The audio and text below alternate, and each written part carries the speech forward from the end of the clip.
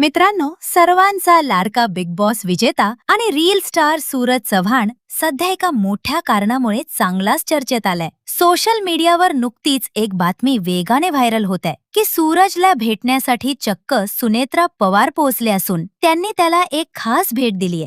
या बातमीमागचं नेमकं सत्य काय आहे हे आपण जाणून घेणार आहोत. पण त्याआधी तुम्ही दिव्या मराठी चॅनलला सबस्क्राईब केलं नसेल तर लगेच सबस्क्राईब करा.